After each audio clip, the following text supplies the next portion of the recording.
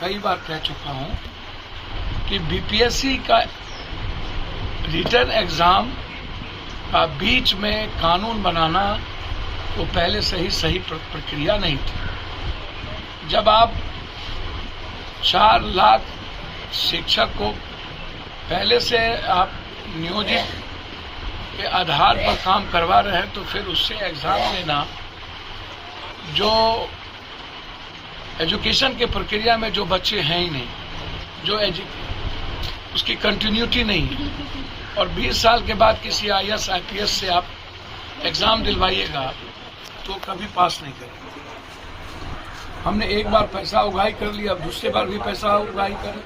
सीटीएट और बीटीएट का जब मामला था उसमें जब आपने एक पॉलिसी आपने बना ली, आपने हाई कोर्ट में आपने एक पॉलिसी बना करके आपने दे दिया कि हम इस पॉलिसी के तहत देंगे। अब सीटीएट और बीटीएट के छात्र एग्जाम पहले ही सीटीएट बीटीएट का एग्जाम दे करके वो प्रक्रिया में आकर के वो पास किया, और फिर उसकी सारी प्रक्रिया इंटरव्यू सब होने के बाद नियुक्ति पत्र में देना था।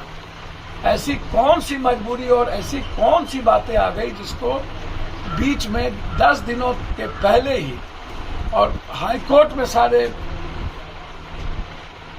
सरकार के द्वारा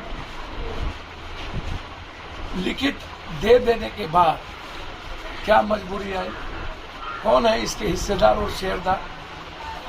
आप बिल्कुल बीपीएससी के रिटर्न एग्जाम के तहत कोई भी आप काम करिए, हम इसके पक्षधर, पहले से हम इसके पक्षधर है कि रिटर्न एग्जामिनेशन बहुत इंपॉर्टेंट है। तो आप ये पॉलिसी पहले बना लिए हो, या नहीं तो सीटीएट बीटीएट के बहाली के बाद आप एक नई पॉलिसी लाते कि अब जो भी प्रक्रिया होगी वो बीपीएससी के तहत होगा। और मैं तो इसका इस मामले में मैं सबसे पहला आदमी हूं कि मैंने कहा था कि रिटर्न एग्जामिनेशन बीपीएससी के तहत किसी भी नौकरी की प्रक्रिया का हिस्सा होना चाहिए, और मैं इस मामले में बहुत साफ हूं और क्लियर हूं। लेकिन जब सरकार लगातार कोई ना कोई पॉलिसी अपनी बदलती है तो मुझको आश्चर्य होता है कि इस पॉलिसी के पीछे कितने धर्नाट, कितने एजुकेशन माफिया है, कितने पदाधिकारी आईएएस अफसर है जिसको कि कितने भूख है, कितने पेट में पैसा चाहिए। बीटीएट जिसको आप नियुक्ति पत्र दे रहे थे 4 लाख 8 लाख, आप उसको कह रहे हैं कि आप यदि रिटर्न एग्जामिनेशन में पास होंगे तभी आप नियमित होंगे, जो 4 लाख पहले से है, अन्यथा आप नियोजित ही रहेंगे। आप तो पहले ही उसको गाली पड़ा दिए, माफिया बना दिए, कुछ नहीं की। उसके बाद आप क्या कर रहे हैं? अब आप 4 लाख वाले को कह रहे हैं कि आप पास करिए।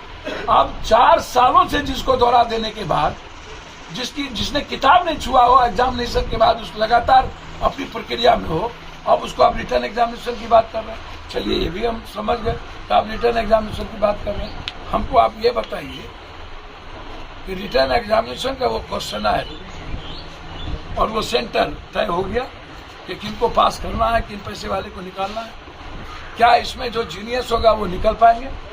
क्या इसमें जो कॉमन और आम आदमी बच्चे होंगे, जो टॉपर होगा, क्या वो निकाल पाएंगे?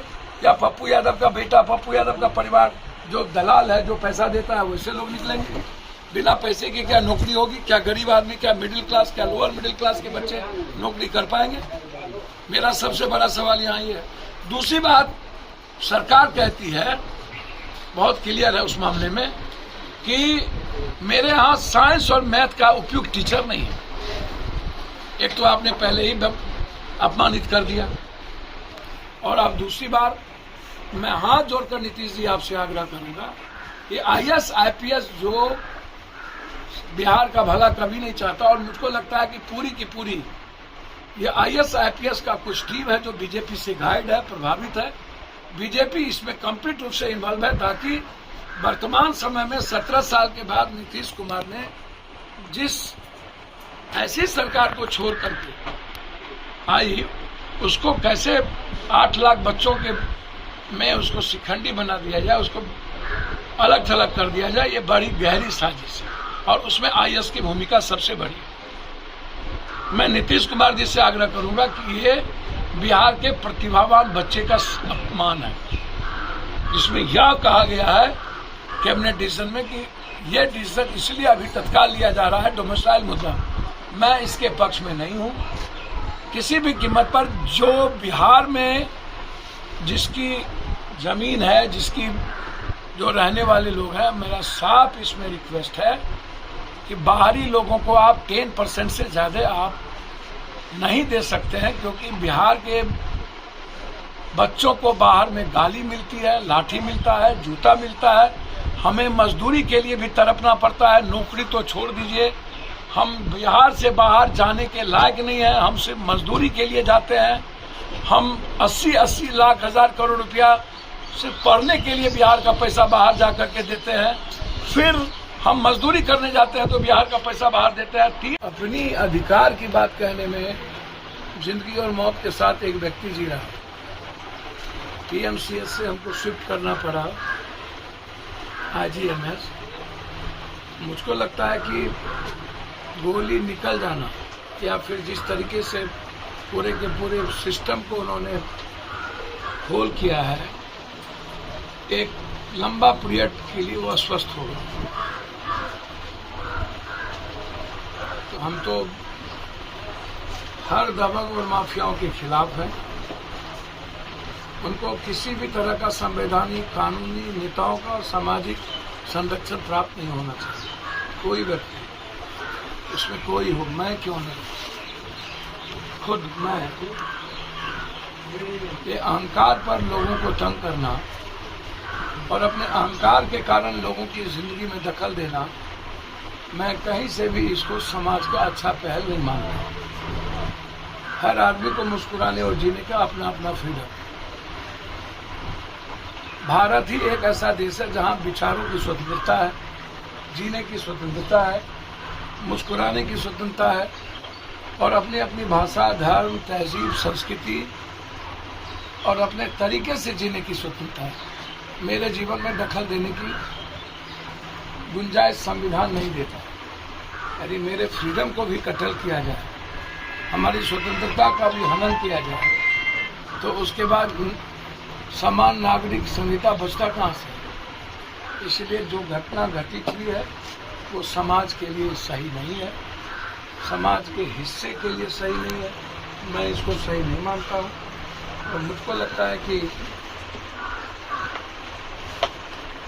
तो चिन्हित करके उसको किसी भी कीमत पर समाज का बहिष्कार करना चाहिए। ऐसे लोगों को समाज में तवज्जो ना मिले। मैं बार बार कहता हूं कि मुरलीगंज का जो समाज है वो बिल्कुल बटा हुआ है। मुरलीगंज का खासतौर पर बाजार की बात नहीं। मुरलीगंज के बाजार कभी भी अच्छे लोगों को तवज्जो नहीं देते। हमेशा गलत लोगों को मुरलीगंज का बाजार परसरत होती है। और मैं ये आज नहीं, मैं अपने पिता के बाद जब मैं होश हवास आया हूँ तब से लेकर के अभी तक हमारे पिता और हमारे पिता की उम्र के जो लोग मुरलीगंज में थे, जो हमारे अपने थे, पढ़ाए कोई नहीं थे, सबके सब मेरे रिश्तेदार थे, घर के थे। मैं उसके बाद जो मुरलीगंज को समझा हूँ तो मुझे मुरलीगंज बाजार के समाज में आने से कभी कभी यह लगता है कि क्या मैं सही लोगों के बीच बैठने जा रहा हूँ या नहीं।